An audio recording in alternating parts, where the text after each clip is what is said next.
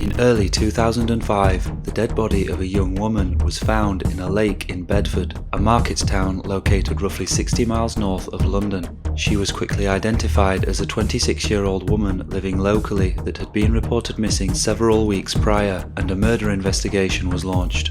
No cause of death could be determined, and the victim showed no signs of a struggle or having suffered any type of assault.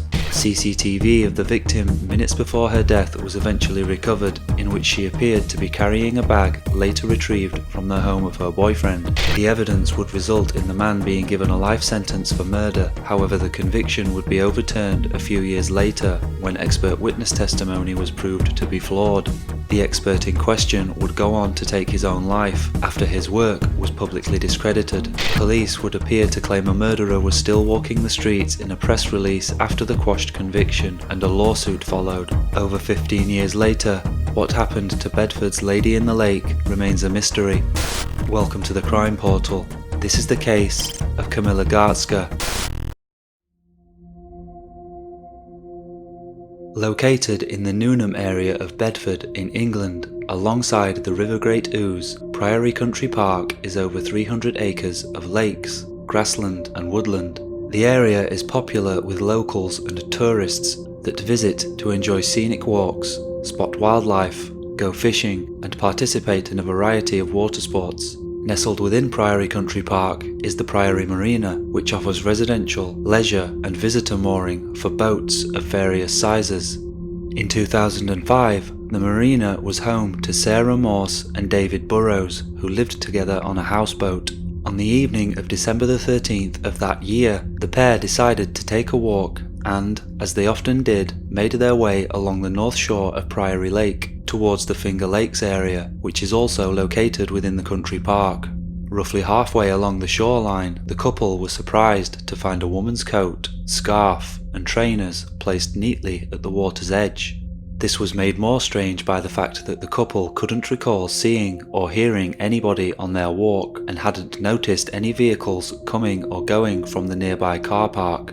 The pair continued on their way, stopping to sit on a bench in the Finger Lakes area before proceeding to head back along the north shoreline of Priory Lake, and found the items still present by the water. The couple debated on what to do, and with nobody else in the vicinity, at 9:42 p.m, Mr. Burrows placed a call to Bedfordshire Police. Good evening, Bedfordshire Police Control Room. There's a brand new pair of trainers and a very good condition coat and a scarf. They're definitely not thrown away.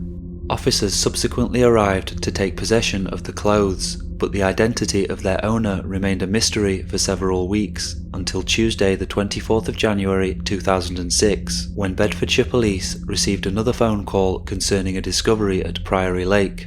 A dead body had been found floating in the water.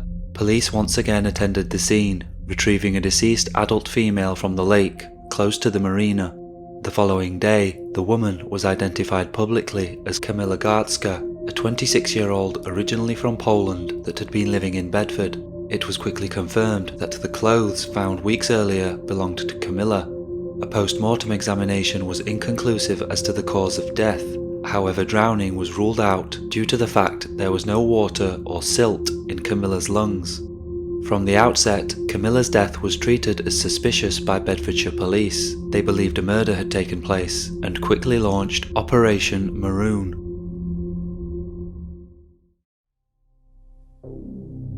Kamila's lack of contact wasn't the only thing that had given police cause for concern prior to the discovery of her body, as her handbag, mobile phone and bank card had all been found while they were searching for the 26-year-old. Notably, all the contacts in Kamila's phone had been erased. The items were recovered from the flat of Kamila's boyfriend, a man originally from Portugal that was living in Bedford named Hamilton Nicholas Bento, or Nico for short. Nico had handed the items over to police voluntarily and was also responsible for reporting his girlfriend missing on December the 15th, 2005, having not seen her for 2 days. The pair initially met at work in 2003 and began living together after a short time. In the year prior to Kamila's death, the couple lived at 139 London Road, which they shared with a number of other occupants, including Kamila's brother Lucas. In September 2005, Nico decided to rent a room of his own at 31 Rutland Road, also in Bedford. He asked Kamila whether she would move in with him. According to him, she said her cousin Dominic was still adjusting to life in the UK, having not been in Bedford for very long, so she wanted to help him with his English and was going to remain at the property on London Road. While she was still considered a missing person, police had spent several weeks working with Nico, Lucas, and Kamila's other friends and family in Bedford to try and create a timeline of her movements in the days and weeks leading up to her untimely death. According to several people that knew her, Kamila seemed to be growing increasingly unhappy in life before she was last seen. A housemate of Kamila's at 139 London Road told police prior to the discovery of the body that she had noticed that Kamila was, quote, severely depressed and could be heard crying during increasingly frequent periods spent in her bedroom. Kamila reportedly told this housemate that nothing was right in her life and nothing was the way she wanted it to be. Other housemates also reported similar instances of finding Kamila upset in her bedroom. Further statements given to police suggested another reason for Kamila's unhappiness could have been her relationship with Nico. Another occupant of 139 London Road told police, quote, I was aware that Kamila had lots of problems and tried to support her the best I could. She was asking for advice on her relationship with Nico, about whether to continue with him or end it, but she was almost asking herself that question with what she was saying. She also talked about leaving Bedford and going to London, leaving her problems behind and starting afresh.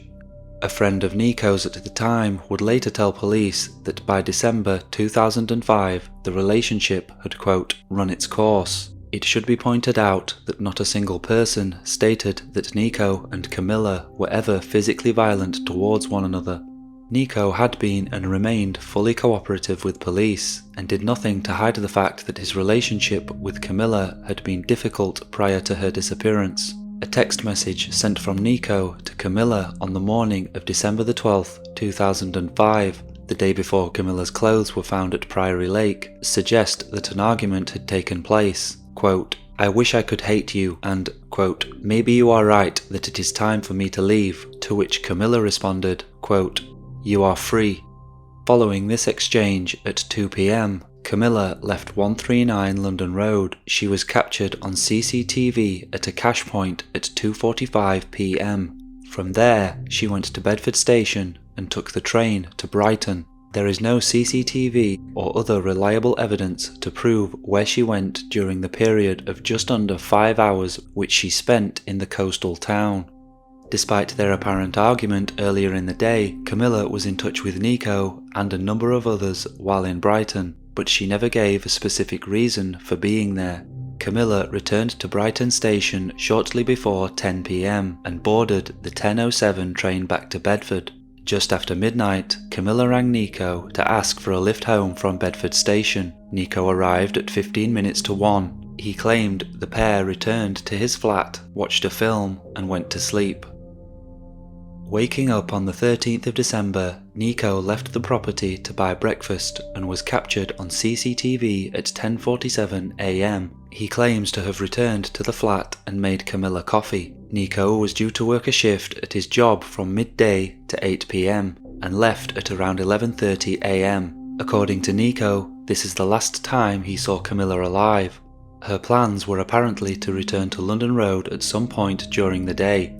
On the way to work, Nico dropped off his car for some repairs, which was later verified by the mechanic that completed the works. Other than exchanging a few calls and text messages with her cousin Dominic, little is known about what Kamila did prior to a short trip she took to a local shop on Midland Road for cigarettes at 4 p.m. CCTV cameras captured her journey to and from Nico's flat.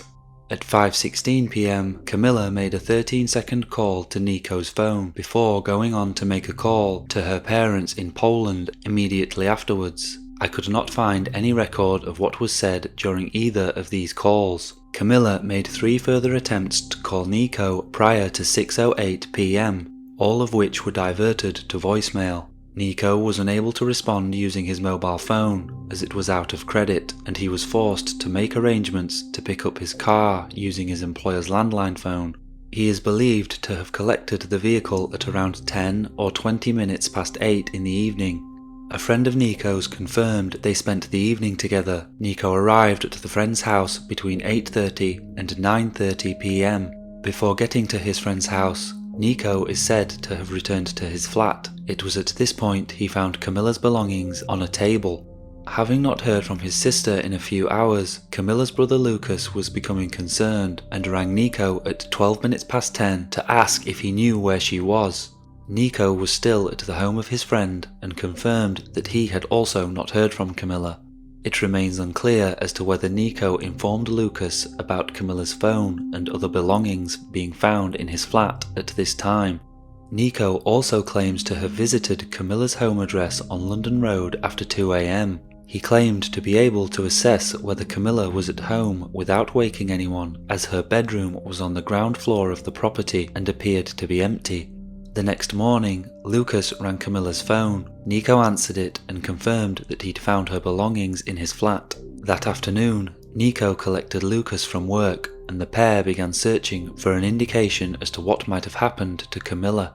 In Nico's flat, they managed to find the addresses of 2 hotels in Brighton. Feeling this was their best lead, Nico and Lucas travelled to visit these hotels but were unsuccessful in uncovering any further information. It was noted by Lucas that there was nothing strange about Nico's behaviour during their trip. The following day, Kamila was reported missing to Bedfordshire Police. Despite his apparent willingness to help, police found it strange that Nico was in possession of Kamila's personal belongings. They wondered if Nico knew more about his girlfriend's disappearance than he was willing to share, and as soon as Kamila's body was found, police became even more suspicious of his actions. Nico was informed that Kamila's body had been discovered by the police over the phone, telling him she had been recovered from a lake, although they did not specify which one. Police were surprised when Nico turned up at the scene. He would later tell them Priory Lake was the only lake he knew of in Bedford, which is why he went straight there. Although investigators had been made aware of Kamila's unhappiness prior to her death, they had ruled out the possibility of her taking her own life, primarily based on the fact that Kamila was a devout Roman Catholic, a religion which considers it a sin for someone to end their own existence. The investigation continued, with no further updates in January 2006. An incident early the following month would make investigators more suspicious of Nico than ever before. On Thursday, the 3rd of February, Detective Inspector Gerald McCarthy was at Priory Lake talking to journalists about the investigation when he noticed Nico crouching down at the side of the lake. He was said to be at the exact spot that Kamila's clothes had been found, a few hundred meters away from where her body was recovered. This was significant because although Nico had been informed the clothes were found, he was not aware of the precise location from which they were recovered. Nico would later tell police that he had thrown flowers into various points of the lake from different spots on the shoreline, although Mr. McCarthy would claim Nico only began throwing flowers into other parts of the lake after being spotted. A few days after this incident, on February the 5th, Kamila was laid to rest. Nico was the prime and only suspect for the murder.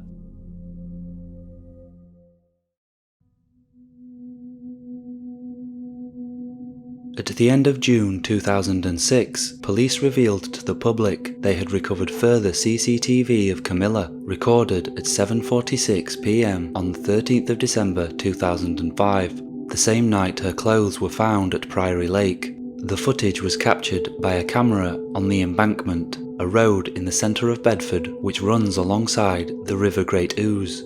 The location the image was captured is around 1.5 miles or a 35-minute walk from Priory Marina. Detective Chief Inspector John Giles told the media, quote, "It is possible that the woman shown in the pictures heading along the embankment in the direction of Priory Country Park is not Kamila. We have shown the film to her family and they are convinced it is Kamila. However, there remains the possibility that it is just someone who looks like her, and if that is the case, we would like to eliminate that person from the inquiry." Police were soon convinced the footage was of Kamila, and the following month it was shown in a national appeal on the BBC's Crime Watch programme. However, this did little to assist the investigation. Despite the poor quality of the CCTV footage, investigators had come to the conclusion that Kamila could be seen carrying a bag, which they believed to be the same bag recovered from Nico's flat. If this was true, investigators felt there was no question. Nico Bento killed Kamila Garsztka. The footage was taken to a Las Vegas-based video forensics expert named Caudle. After reviewing and enhancing the footage, Mr. Caudle came to the conclusion that Kamila was indeed wearing a shoulder bag. Armed with this expert testimony, investigators were now convinced of Nico's guilt, and on the 1st of November 2006, it was reported that Nico Bento had been charged with Kamila's murder. Nico's trial began in July 2007 at Luton Crown Court before Judge David Calvert-Smith and a jury, at which Stuart Trimmer, QC, prosecuting, said, quote, "She wanted to start a business and felt her life in Bedford was holding her back. The defendant did not feature in her plans. The relationship had come to an end. The Crown say that a combination of circumstantial evidence shows he was there and knows what happened. The defendant took the role of the individual most concerned to find Kamila and pestered police daily, and he deliberately attempted to mislead police by creating false evidence to enhance the impression that she was disturbed before she disappeared." Kamila's brother Lucas would tell the court, quote, "She wanted to move out of Bedford very much. She talked about it all the time, but I have no idea what would have happened to Nico. He was not mentioned. I think she loved him, but their relationship had its ups and downs. One day they would be happy about life in general, and the next day they would row. She never mentioned anything about taking her own life. I do not believe that is something she would do. She was a practicing Catholic, and suicide is totally unacceptable in the Catholic Church." Nico himself denied being at the lake the night Kamila is believed to have died, and there is no physical evidence or witness statements to suggest he was lying about this. This meant that Nico's freedom would be dictated by a single question: did the jury believe Kamila was carrying the bag later found at Nico's flat when she was captured on CCTV? Caudle appeared as an expert witness to testify that Kamila's bag was visible in the footage. Mr. Caudle's testimony is credited as the main reason that 28-year-old Nico Bento was found guilty of murder. On the 25th of July 2007, he was given a life sentence with a minimum of 14 years to serve. Mr. Justice Calvert-Smith told Nico, quote, "It is the finding of that image that has led you to your current position. You set about creating a smokescreen that would divert attention from you, but the plan backfired. Something happened that night at the lake which caused you to lose your temper. I do not believe there was a plan to kill her or even assault her, but something happened to cause you to see red." Nico continued to protest his innocence from behind bars, and with the help of Peter Heumann, a leader in the field of criminal law, began working on an appeal. It was discovered that Caudle was not the first video forensics expert that investigators asked to review the CCTV footage that ultimately saw Nico convicted. John Kennedy was, and still is, one of Britain's leading forensic video analysis experts, and was one of many asked for their opinion on the footage of Kamila on the embankment ahead of Nico's murder trial. He would go on to tell the BBC in an interview in 2009, quote, "The question was, is it possible to enhance the images to see if she's got a handbag? The officers were quite convinced that she did have a handbag. I advised police to exercise caution in relying on such poor quality evidence. Secondly, I said, the only scientific process that I would recommend so as to prove authoritative opinion one way or the other as to whether or not she's got the handbag would be to undertake a reverse projection, a reconstruction. As far as I was aware, no reconstruction had ever taken place." Following Nico's conviction, another senior figure in the field of forensic video analysis would also voice their concern. Grant Fredericks is a certified forensic video analyst and a lecturer at the FBI National Academy. He has testified over 300 times in courts across the world. When Mr. Fredericks became aware of Mr. Caudle's success in the British courts, he apparently wanted to write about it for a forensics magazine. Mr. Fredericks told the BBC, quote, It was worth a story, and I asked for the images, and the response I got was kind of strange. He went dark. He wouldn't return phone calls, emails, he wouldn't respond. When I first saw the images, it was absolutely apparent to me and to all of my peers there was no support for the concept that Kamila was carrying a handbag. It was extremely obvious. The strap down the right-hand side that Mr. Caudle identified was actually just a space between Kamila and the shadow of the park bench. It's the ground behind her. According to the BBC, it would appear that Mr. Caudle feared that John Kennedy would expose the flaws in his work. Mr. Caudle is said to have gone on the attack in an email sent to members of the LEVA, a non-profit corporation providing globally recognized training and certification in the science of forensic video analysis, which both Mr. Kennedy and Mr. Caudle were members of. Mr. Caudle is reported to have said that Mr. Kennedy, quote, freaking lied, is incompetent, is not well respected in the UK. I know you like things short, but this is deep. LEVA needs to get far, far away from this guy. The BBC would also reveal further information about Mr. Caudle, claiming that he was a fantasist and a compulsive liar. It was stated he'd been a cop who'd lied about his involvement in heroic shootouts which never happened. In his attempts to smear a widely respected peer, Mr. Caudle had gone too far and was thrown out of the LEVA.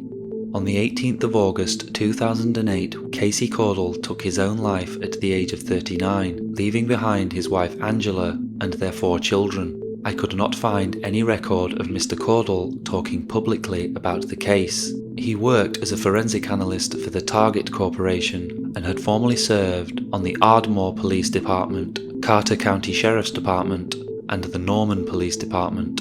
He was a member of several organisations, including the International Association for Identification and the Scientific Working Group on Imaging Technologies. The Court of Appeal allowed fresh evidence to be presented on appeal, which included the expert testimony contradicting Casey Caudle's original work and a reverse projection, which the majority of experts agreed was required. Reverse projection is a video forensic technique that involves reconstructing a scene captured on surveillance video under the same or similar conditions using the same media recording devices positioned in the same way, with the actual physical evidence. Computer software is then used to overlay the images and calculate and display the difference between the two. An evening in December 2008 was chosen for the reconstruction, as it most accurately reflected the conditions, which included Christmas lighting along the embankment. The CCTV cameras in question were still in the same place as 2005. A female police officer that matched Kamila's proportions retraced the route that Kamila was known to have taken while wearing clothes that matched the ones the victim had been wearing on the night she was last seen. The officer walked the route with and without a bag matching the one found at Nico's flat. Grant Fredericks was present for the demonstration on behalf of Nico's appeal team. In attendance on behalf of Bedfordshire Police was Edward Burns, a former colleague of Casey Caudle's who had assisted in the original study of the 2005 footage, which formed the basis of Mr. Caudle's report and testimony in the Crown Court. Mr. Burns signed the original report as its technical reviewer. To Mr. Fredericks, the outcome was clear. He would later tell the BBC, quote, "This is definitive. There was no handbag at the scene where Kamila walked by the camera." When Bedfordshire Police were asked if they'd considered staging a reconstruction, Andrew Richer is quoted as stating, "It was a consideration. Actually, the advice ultimately received in the case was that the reconstruction shouldn't be done and wouldn't be of value. The reconstruction that has been done, I think, is of questionable value." Despite my best efforts, including reaching out to several of the people involved in this case, I've been unable to find any of Casey Caudle's enhanced images of the CCTV footage or any video of the reconstruction carried out. On the 26th of February 2009, the Crown Prosecution Service accepted that Nico's conviction should be quashed. The Lord Chief Justice, and appropriately named Lord Judge, giving the judgment said, quote, "We have considered the question of a new trial. It seems to us essential to emphasise that the evidence in relation to the CCTV footage, the reconstruction, and the expert evidence arising from it is not the only evidence demonstrative of guilt. Without the evidence related to the CCTV footage and the way in which the Crown wished the matter to be considered, the Crown would have lost a significant piece of evidence in support of its case. However, there is, in our judgment, ample evidence for the case to proceed to trial, and for the matter to be left for a jury to consider. In those circumstances, it seems to us that justice requires that there should be an order for a new trial. We shall make such an order. After over 2 years behind bars, Nico Bento was released from prison while awaiting his retrial. In the meantime, he lived in the city of Peterborough and was forced to wear an electronic bracelet between 8 PM and 6 AM. This wouldn't be for long, as a few months later, in July, the CPS decided not to proceed with a retrial. At a brief hearing in the Crown Court, the prosecution offered no evidence and a verdict of not guilty was recorded. Nico Bento was finally a free man. That same month, the BBC's Newsnight series ran an episode which discussed the case at length.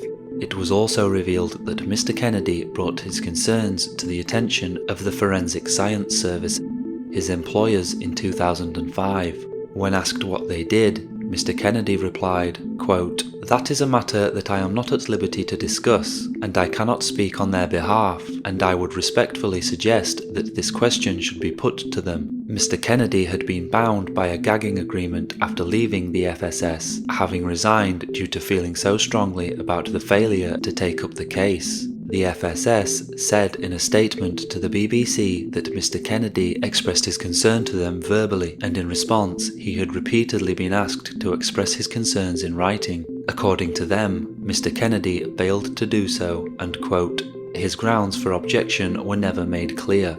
The UK government announced the closure of the FSS in December 2010, citing monthly losses of up to £2 million as justification. It was finally closed in March 2012. Nico returned to Portugal after regaining his freedom and would go on to co-author a book with writer Patricia Lucas detailing his experiences. The book, titled Inocente Not Guilty, was released in mid-2010. Nico and Patricia were featured on various Portuguese TV channels and made a number of public appearances to help promote the book. Unfortunately for me and any of my viewers that don't speak Portuguese, there appears to be no English translation of the book, which also contains a number of letters sent by Nico to various governmental organisations and his family, as well as illustrations drawn by Nico himself while imprisoned. Following Nico's release and the decision that no retrial would be taking place, Bedfordshire Police released the following statement.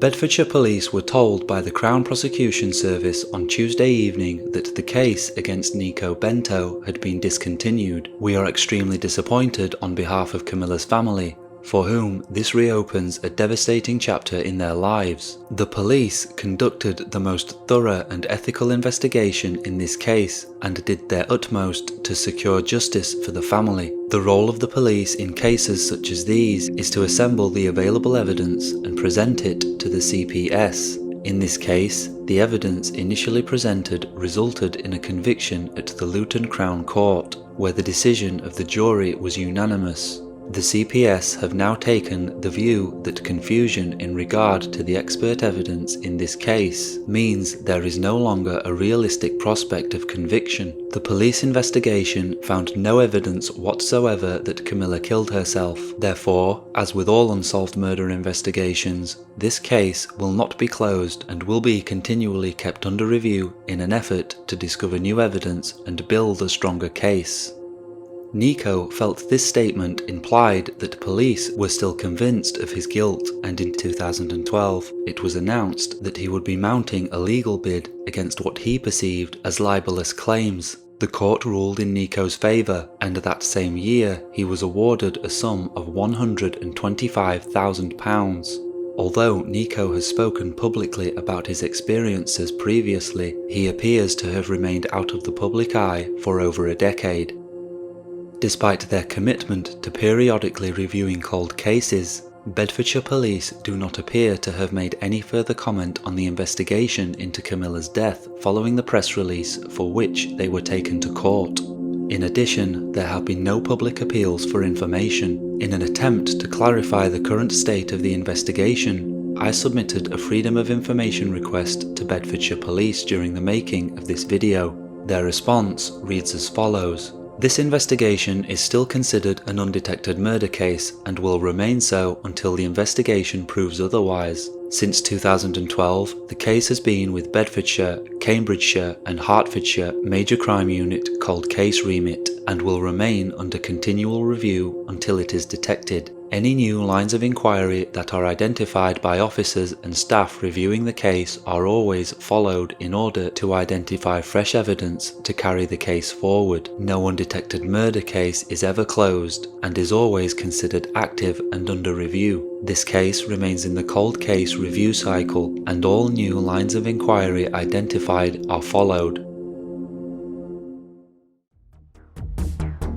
Assuming that Kamila walked directly from the embankment after being captured on CCTV at 7:46 p.m, she would have arrived at Priory Country Park at around 8:15 p.m. If we are also to assume that Kamila was in the water by the time her clothes were initially found between 9 and 9:30 p.m, this would leave a window of around 45 to 75 minutes unaccounted for. Although police maintain their belief that Kamila was murdered based on the information made public, there is little evidence to support this theory. Kamila showed no signs of being attacked or having been involved in a struggle. The couple responsible for finding Kamila's clothes noted there was nobody in the area and no CCTV was ever recovered to dispute this. Investigators also found no marks on the ground reminiscent of a fight having taken place or that showed anybody had been dragged into the water.